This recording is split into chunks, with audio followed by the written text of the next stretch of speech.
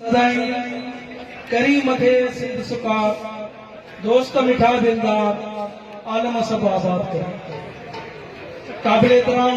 मोहतरम खैर मोहम्मद खुमरो साहब, काबिल एहतराम असांजे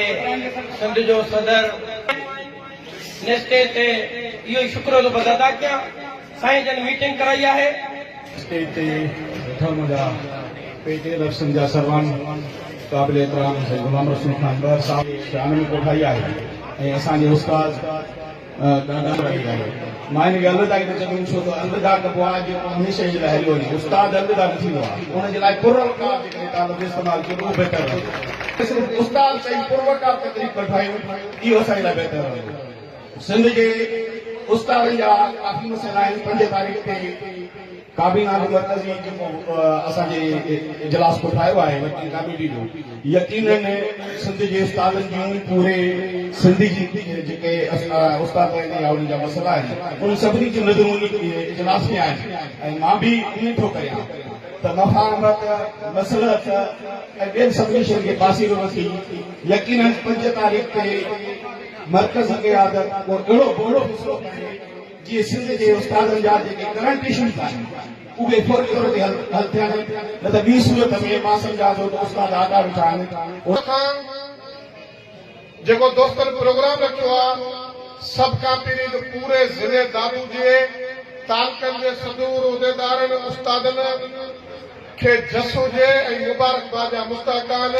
जो अहिड़े गर्मा गर्मी जे दौर में पंहिंजे मर्कज़ी काबीना ऐं दोस्तनि खे हिते घुराए लख इज़तूं ॾिनियूं उहे खीरूं लाणनि। उन खां पोइ मेहर तालके जो सदर ऐं सदस्य काबीना साईं एजाज़ टांडियो साईं ॾाढे साईं जेको प्रोग्राम कयो अथसि पुरवकार तकलीफ़ साईं मुमताज़ जी ॻाल्हि उन्हनि खे बि मुबारक। सभु कुझु आहिनि हिन वक़्तु सिर्फ़ मां इन स्टेज तां हिकिड़ी ॻाल्हि चवंदुसि। पहिरियां असां नारा हया अचो तालके ते साईं एजाज़ खे खटायूं, अचो त ज़िले ते साईं इम्तियाज़ खे खटायूं, अचो त असां सिंध ते साईं गुलाब खे खटायूं। हाणे मां चवां थो अचो त तंज़ीम खे मज़बूत कयूं जेका तंज़ीम सालनि खां पोइ हिकु थी आई। जंहिं तंज़ीम जे उस्ताद शाद मायूं जे तंज़ीम जे उस्तादनि इलेक्शन में रद सत ॾिनो, इलेक्शन कैबिनेट खे रद सत ॾिनऊं, पैसा ॾिनऊं, माल खपायूं ऐं उहे पंहिंजे तालकनि जे सदरनि खे ऐं ज़िले जे सदरनि खे पगूं बदिराए मथे मोकिलियो ऐं हर उस्ताद मां सम्झां थो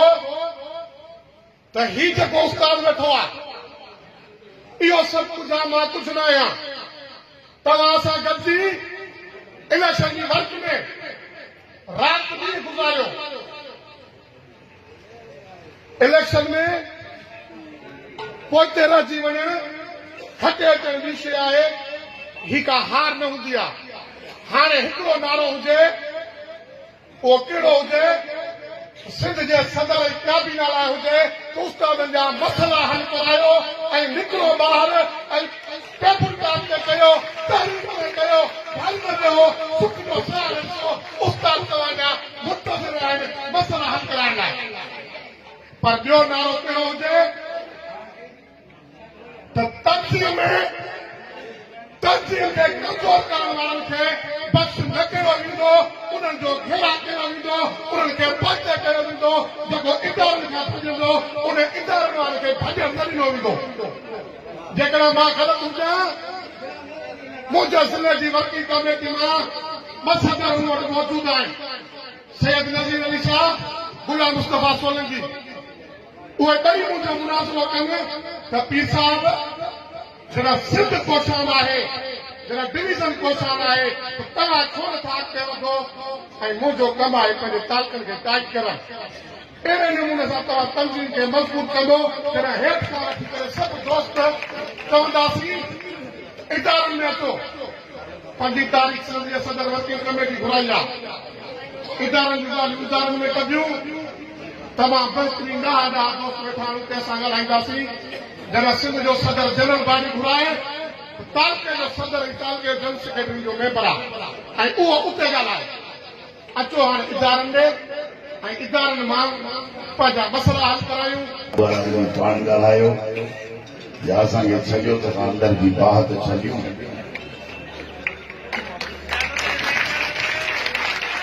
इजाज़त मिली हवा इजाज़त ॾिनऊं इहो बि कुर्ब में कोन ॾिनऊं कानून में कोन ॾिनऊं डंडे ते वरितऊं मुंहिंजो मान वारो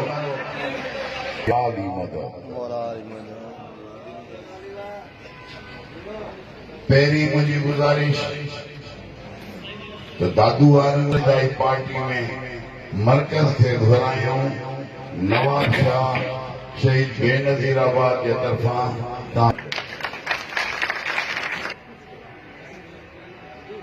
जे असां इन्हनि जा मसइला हल करे नथा सघूं त घटि में घटि असांखे इहे पगूं ॿधण न खपनि मां तव्हां सां इहो वाइदो थो कयां मां स्टेज ते वेठल मर्कज़ी काबीना सां बि वाइदो कयो हो त मां तव्हांखे हर हाल में न छॾींदुसि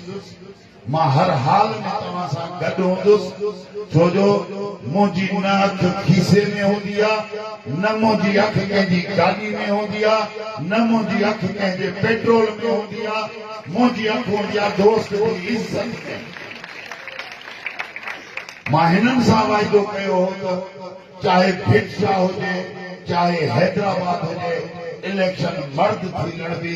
मर्द थी वियासीं मर्द थी तव्हांखे खटरायोसीं हाणे तव्हां दोस्तनि जो कमु आहे साईं मूंखे न को ताड़ी जी ज़रूरत हूंदी आहे न को मूंखे कंहिं नारे जी ज़रूरत हूंदी आहे अॼु हिननि खे इहो चई थो छॾियां त बाबा 5 तारीख़ पंहिंजी तयारी करे अचिजो ऐं तव्हां खां हर हिकु सवाल जो जवाबु वठंदुसि छो जो हे मुंतज़िर आहिनि त असां जेके तव्हांखे 11 तारीख़ फटका विझाया नचियासीं कुॾियासीं तव्हांखे वोट ॾिनासीं अञा असांजा मसइला हल नथा थियनि बाबा जेकॾहिं बीहबो आहे त सिधो बीहबो आहे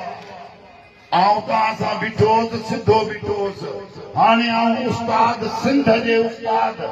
जे मुतालबे ते तव्हां खां मुतालबो थो कयां त हिननि जा मसइला हल कयो ईअं किथे न थिए त तव्हांखे ख़ुदा हाफ़िज़ चवणो पवे मूंखे छो जो इन्हनि जूं अखियूं इन्हनि जूं जेके फ़ोनूं अचनि थियूं उहे असांजी दिलि खे दहकाए छॾनि थियूं त साईं कुझु बि कोन थो थिए त मां पंहिंजे काबीना